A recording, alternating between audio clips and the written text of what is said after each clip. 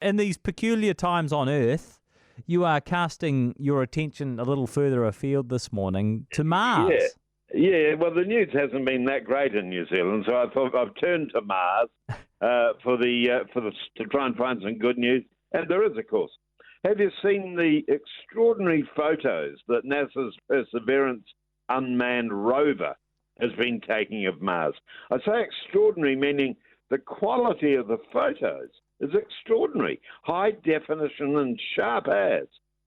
Remember, Mars is 400 million kilometres away. At 21,000 miles an hour, it takes you 9 months to get there. So the fact that NASA's popped what in effect is a car on Mars's surface is astonishing in itself. But now that vehicle's sending back photos of a quality we couldn't have shot in our own backyard 30 years ago. If you haven't seen the photos, check them out. Sure, I haven't been able to spot any Martians at this point, but there are sharp close-up photos of a land 400 million kilometres away. Hey? Photos of something so far away, and it's like you've shot these things yourself there, they're close-ups. And speaking of photography, NASA's released a photo of the rover Perseverance taken from one of their other passing spacecraft. Just think about that. It's like circling the Earth in space and grabbing a photo of one particular car that you're looking for. Honestly, I'm like a big kid when it comes to achievements in space. I do struggle a bit with the more scientific discoveries. The big news this week is that billions of years ago, the Jezero crater on Mars could have been full of water. I am impressed that any human being can work out what might have happened anywhere billions of years ago. Billions of years.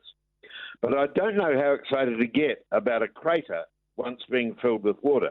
Apparently it means that sediment samples in that crater might contain evidence of previous ancient microbial life. I get how important that might be, but it doesn't make the hair on the back of my neck stand up. But you have to admire the scale of NASA's scientific endeavour. As well as taking fabulous photos, unmanned rover Perseverance is drilling into rocks and extracting pencil-sized sample tubes to be examined by scientists back here on Earth. How will they get back here? They'll just wait on Mars till NASA sends another spacecraft on a 400 million kilometre journey to pick them up and bring them home.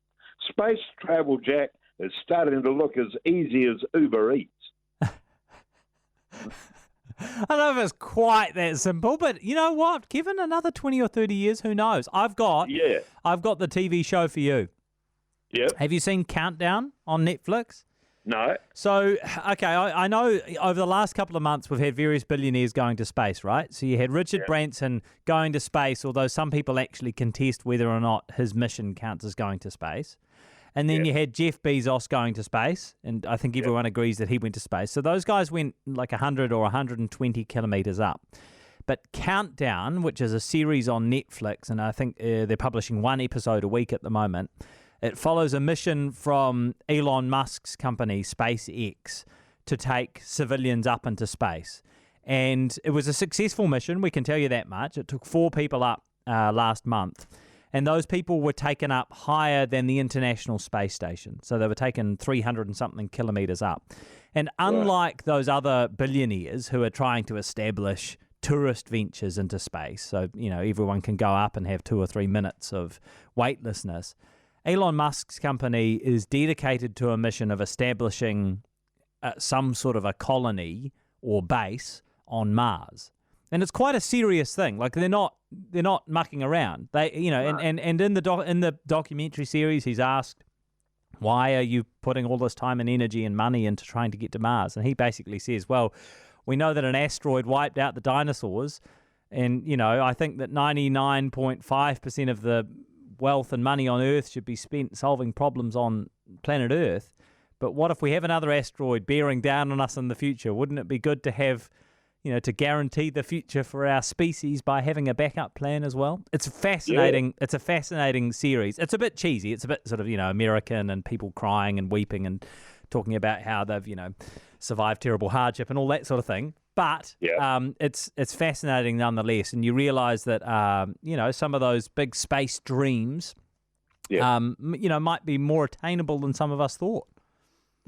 Yeah, well, I'll certainly look up that. Yeah, Countdown. It's called on Netflix. They've just started publishing the first couple of episodes. So if you enjoyed looking at those photos from the Red Planet, and they really are stunning photos, then I reckon you might enjoy Countdown as well. Thank you so much.